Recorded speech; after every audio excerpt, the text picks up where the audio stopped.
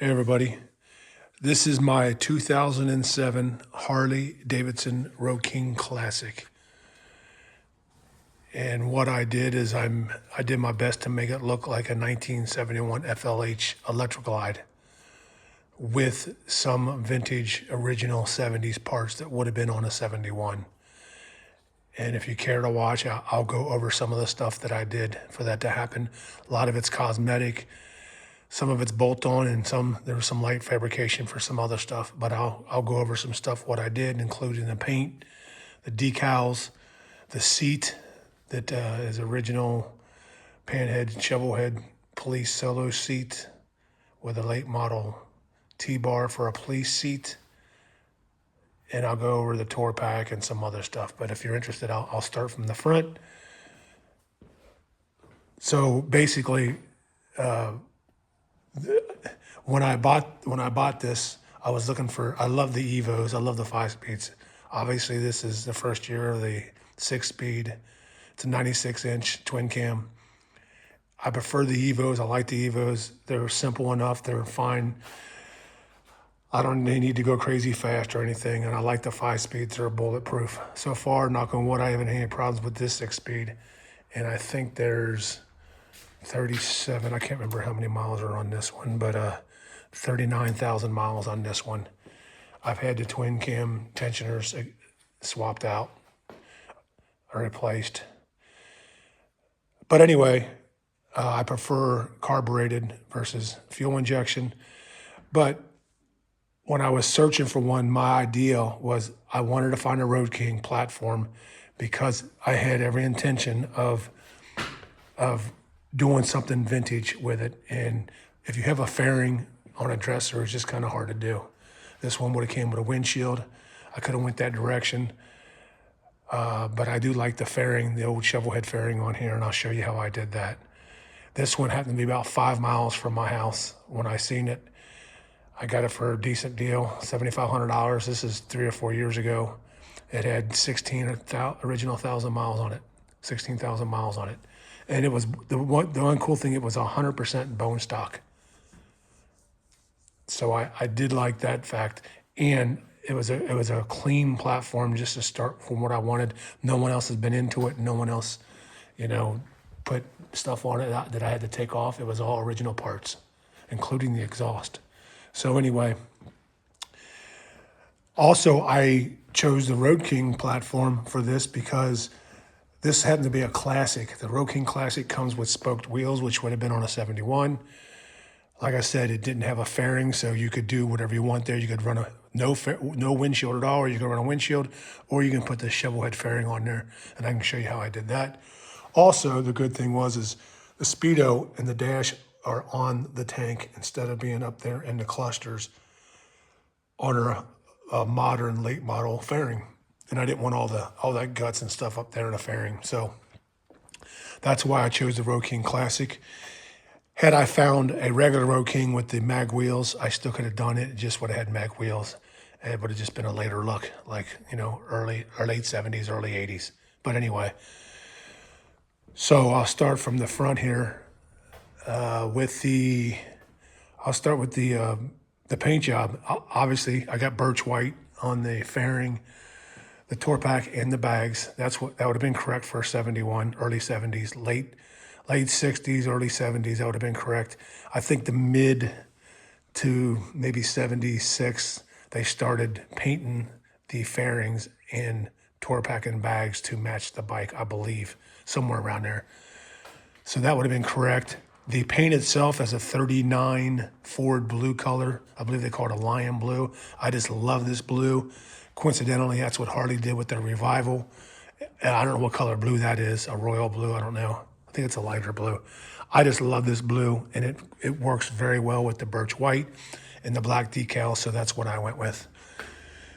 The front fender is a stock fender that the other thing about the Classic is it doesn't come with the red or amber lights on the fenders, so that would have been correct.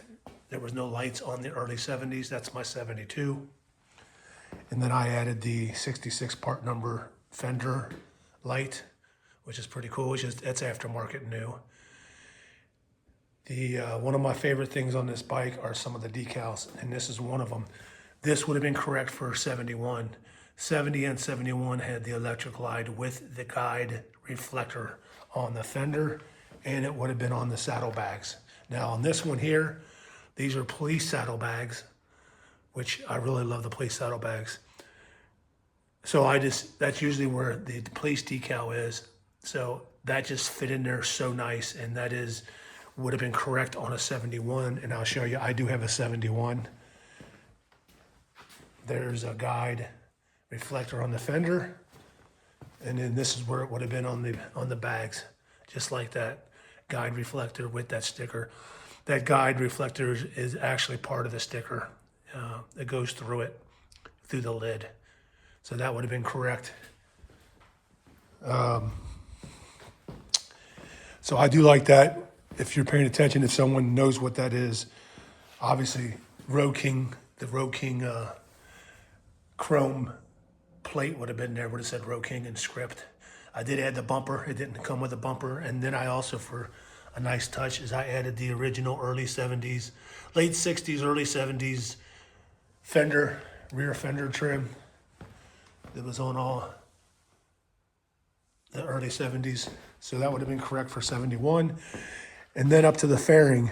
The fairing is a true OEM Harley Davidson shovel head fairing. No guts. Well, I didn't like I didn't want all the stuff up there, so I wanted to look like a shovel head. And if you're wondering how I did that, the bracket for this fairing is a one-piece bracket. This is not like your 4-speed brackets that are a 3-piece. You would have the bracket, and these 2 brackets would be another piece. So that'd be a 3-piece bracket. This is a whole stamped piece, one piece. These are not adjustable. They are inside here, but they're not bolted on. And if you'll find them on an FLH like through the 80s. It just so happens that the bolt pattern works for a modern late model bike. So that's how I was able to put a shovel head fairing on my modern motorcycle. Moving back here to all handlebars, I chose the long stem mirrors because that would have been correct. On all the 70s, they had long stem mirrors. So I went with the long stem mirrors just to have the look. They work pretty well. Those are Harley Davidson long stem mirrors. This is pretty simple to do. Just added the early 70s smooth grips with the chrome end caps. Moving the bag, I got a Harley Davidson 1976 date code windshield bag. It's the deep one, long one, and it's very practical, and I love having that windshield up there for when I'm traveling. Moving to the tank. This is the correct badge and decals that would have been on a 71. I think 70, 71 were the only years. There might have been one more, maybe 69. I don't know. I know 71 was the last year. This was 66 through 71. And you may have seen this on the other one. This is on my 71. That would have been correct. Same decals, same badge. So that would have been correct. That looks really good against the blue. And of course, you would have had the AMF sticker on top of this decal too. So it's just a little detail stuff that I've owned many shovel heads and just kind of knew that goes there. And then moving down to the air cleaner cover. This is a real late 60s, early 70s air cleaner cover with the ribbed insert. These would have been on your Zenith Bendix carburetors. I just modified a bracket to fit on my stage 1 air filter kit. And of course that's electric, that's fuel injected. And then if you're really paying attention, you'll know what that is.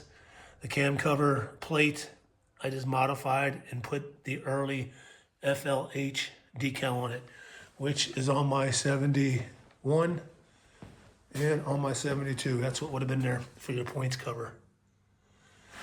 That's a real sticker that I found at a swap meet just to dress it up. So if you're really paying attention, That's kind of cool. Moving back here to the seat. This is a panhead, shovel head, solo seat, police seat with the seat skirt with the spears on it. And what I have, how this is mounted, any late model police seat with the T-bar, I'll pick this up and I'll show you. That's your T-bar. I just had to modify some brackets to make the seat fit. What this bracket fits is this textured, they call it an 8-hour seat. And that would have been a police seat. Very comfortable, very cushy. There's the T-bar on the back. And I was running that one for a while on this bike until I decided to put this seat on it because it fit the bike, the appearance better anyway. But if you're interested in doing this, any of your late model EVA Evolutions or most of your twin cams up through 16 and 17, they have a hole right above the slot for where your rigid seat tab goes into. They have a hole here and 2 holes down at the bottom for these 2 brackets for your swivel. All you do is you got a bolt to this hole, 2 bolts down here on the frame. They're actually on all the frames. And then from what I know, because this here is not a true police bike, this is the Road King, and them bolts were there, so they would have had it. And then of course you just put your T-bar on there. And what I found, I was running an airbag. That's what most of them had in the Evolution era. They had an airbag here and a canister that would bolt up underneath the luggage rack. I found this spring coil, which is a later model, like somewhere in the twin cam area. They started that in the mid 2000s. What would have been on it normally, and they're pretty comfortable if you can find it. If you can't find that coil, here's the airbag. Here's an airbag that sits in that same place where that coil does. And it's got a line that runs to it. And this air canister was bolted. I fabbed a bracket for it. I'll show you where I had it. But this literally bolts underneath your luggage rack that's rigid mounted. And it holds air. You put 50, 60 pounds of air in it, and my seat took about 40 pounds of air for a nice ride. I had this on the bike for a while because I didn't have that coil spring, but I had to hide it somewhere. So originally, I fabbed the bracket up and just put a bracket right here and the can set right in there. And it worked really good. You really couldn't see it. It was hidden and it was practical until I found the coil that looks better. And it's adjustable too. So if you can find one of those, if you're interested in doing that,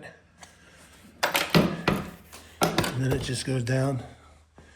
And from the appearance there, you can't tell. It looks like it's on a pogo stick, which would have been correct for a 71. That's how I did that seat.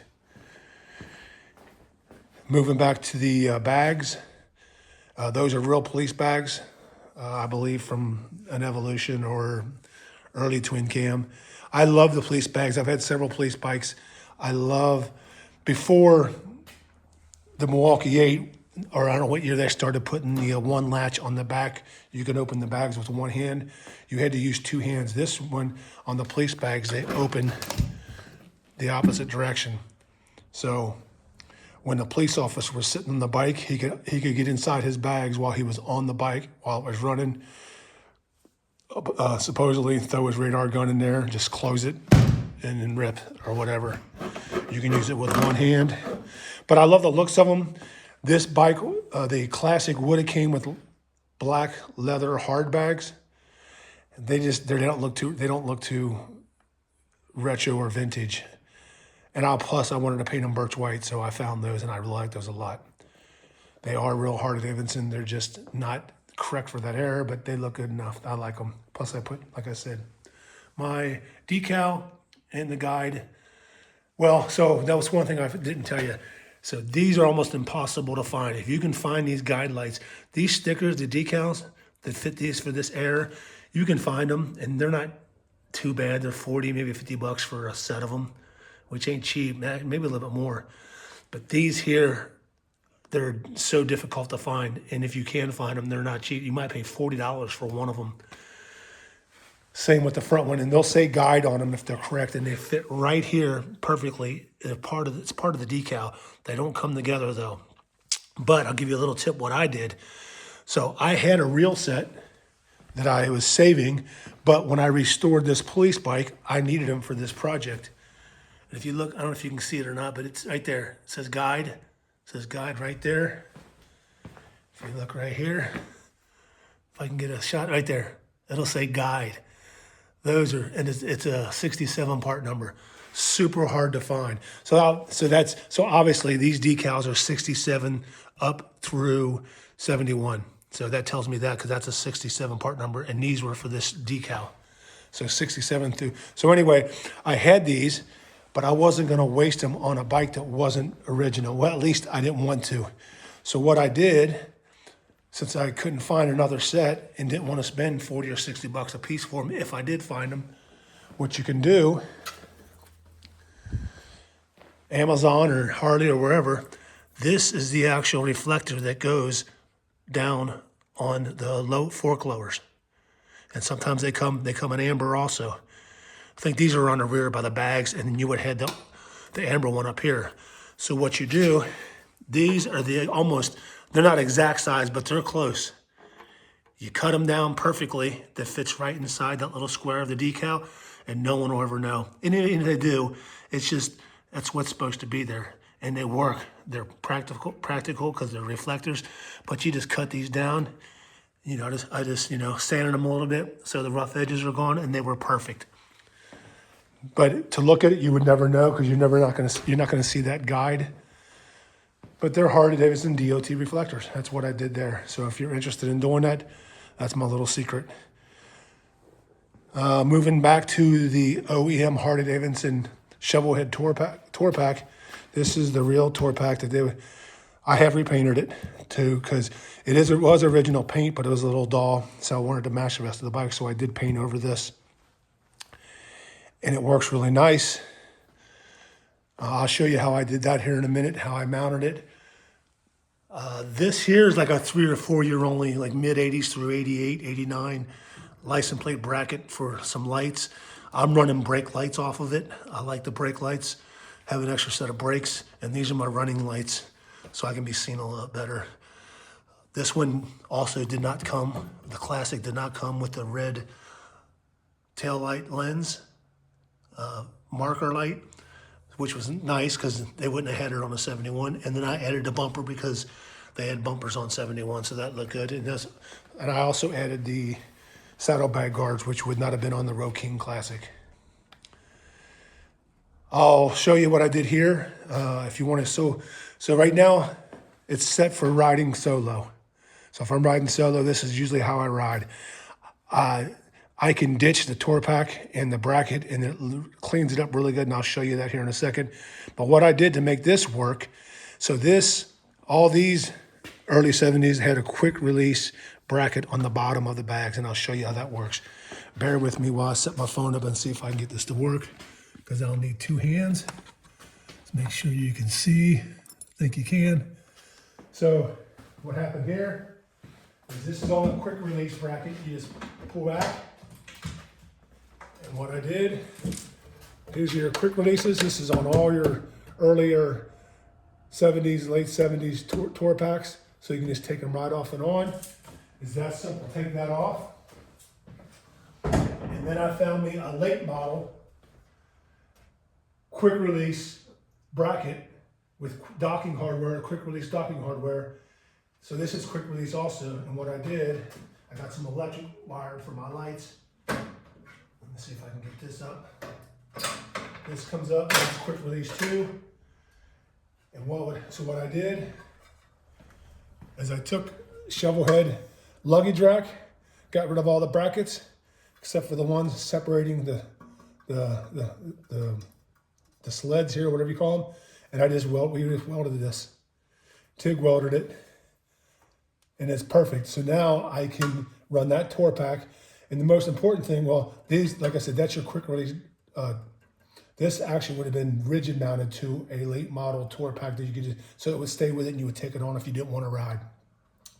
I just added some lights, extra lights, so you're going to be seen better. And the reason for swapping this and around is why it's not rigid mounted. is because when the wife wants to ride, I've got a king size tour pack, which has got a backrest wrap around. It's got a luggage rack on it. It's got lights, but that's a king size tour pack. And when she wants to ride, it just takes 2 seconds, and I just put that tour pack on it, which moves it way back here. And then she's got room for her seat. And now let me show you the seat, which is really cool. So this all takes about 3 to 5 minutes if she wants to ride. So I'm switching from solo to 2-up. This is actually, excuse me. This is actually, that's a Harley Davidson police passenger seat. It is actually designed to bolt there, 2 bolts up here like your other seat would, and it's actually designed to fit right around your solo seat. It's perfectly molded. It's actually made for that seat up there I showed you, that 8-hour seat they called it. It's actually made for that, but look how good that fits there. So this still operates on a spring. She's comfortable because that is one big comfortable seat. And then she has a tour pack with a wraparound that sits right there. And now she's happy. She's got the floorboards. So when she's not riding, 3 to 5 minutes, I ditch that. And if I want to ride solo with nothing on it, that's the look you're going to have.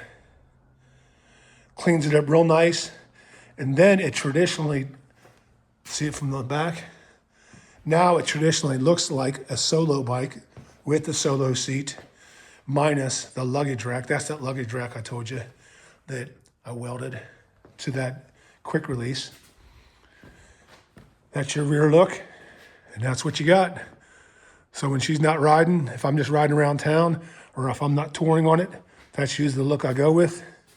I ride this, I work a lot, so I'll usually keep the tour pack, my small tour pack on, just for stuff I take to work back and forth. I think that's pretty close to everything. The other side is pretty boring. There's nothing really to change over here. I did add a like 150, 160 decibel train horn so I can be heard. I've replaced the original horn there, which wouldn't have been vintage, but it's practical. So everything over here, there's your other side, the decal over here. Those things were not easy to put on. I went through 2 pairs to get those right, to be happy. And you gotta be, take your time with those, but they turned out really good. Oh, I did forget to tell you. So on there, I had a 71 Sparkling America, and this #1 decal was on my 1971 Sparkling America. So I had an extra one, and it looked really good with the colors of the bike, and it just fit there perfect. So that's what I did. Those are stock passing lamps and turn signals, which is correct, which you would have had pretty much on your early 70s. And the last thing I want to go over here, if you're interested, when you notice the exhaust, I got a 2-in-1 header on here, exhaust. Now, that's not my choice to have on here because the stock exhaust traditionally looks like what's supposed to be on there with the crossover header, and you would have the dual exhaust out the back. That's what I had on this bike up till the end of this past year.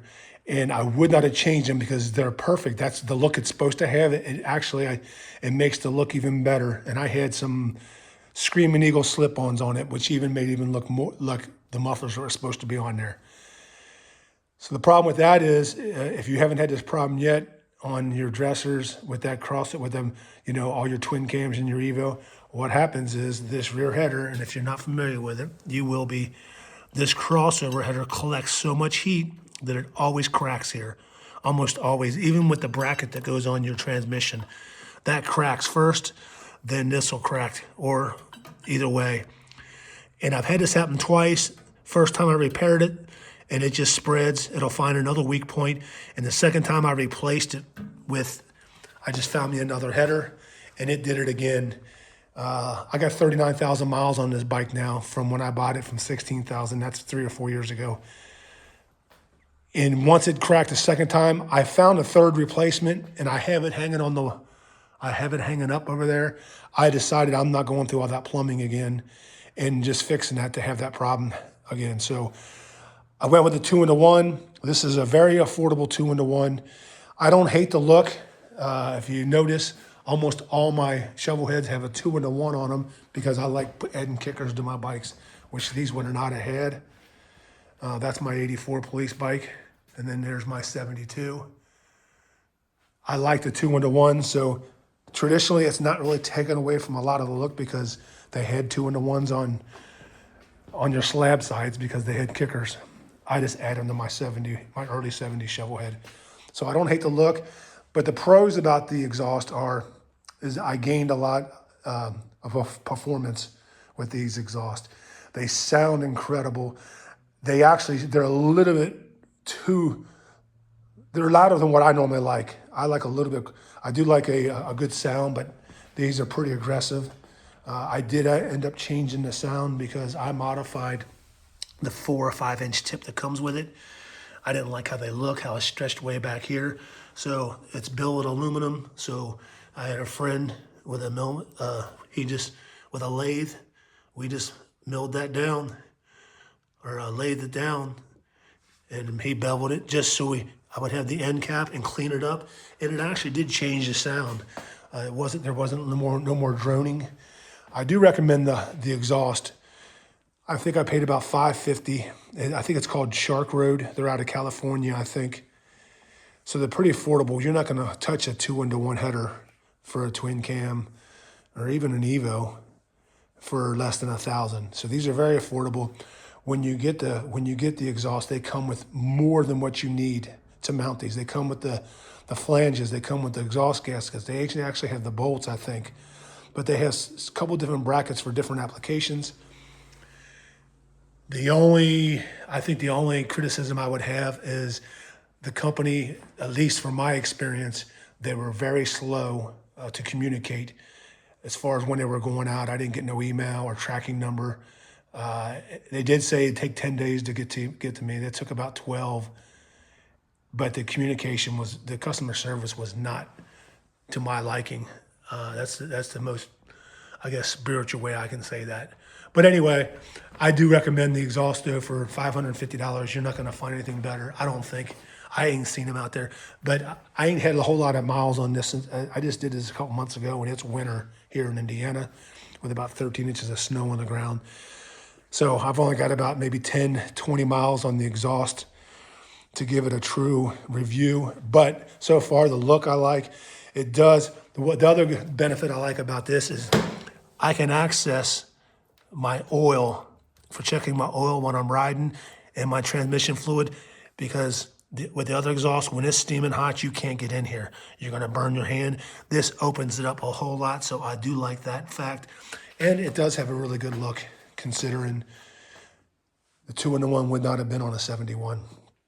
So I did change the floorboards out to an Evo. I didn't like the looks of that was really no big deal, but I had a set of floorboards from an Evo, so those went on there. But I think that's about it.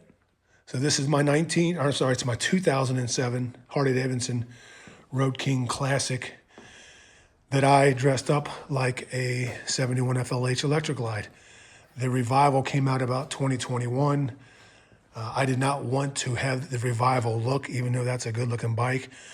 I've had several shovel heads, and I love the look of them. I know what's supposed to be on them. I do a lot of swap meets, so I had a lot of these parts. Plus, I go to a lot of them throughout the year, AMCA swap meets. So I know what I'm looking for, and then I always try to find parts. So this bike came along after about 2 years, I guess, of finding all the parts, and now it's pretty much complete. The only thing I did to it is I put a redshift cam in it when I was changing the tensioners, and then I also added a Thunder Max, which really lights the bike up. It helps with my riding style. It's intuitive, and it learns my riding habits and adjusts any exhaust to it. So when I put these on, it'll learn this, and I can always put it back on a computer to dial it in, which I will do come spring. So that's it. I hope you guys enjoyed the video. If you're interested in doing this, those are some of the simple things I did, which is not rocket science. Anyone can kind of figure it out, but But some of this stuff, there wasn't a video when I was doing this, not to this extent. So I thought I'd share my video. Hope you guys enjoyed it. And I appreciate you guys watching. Ride safe.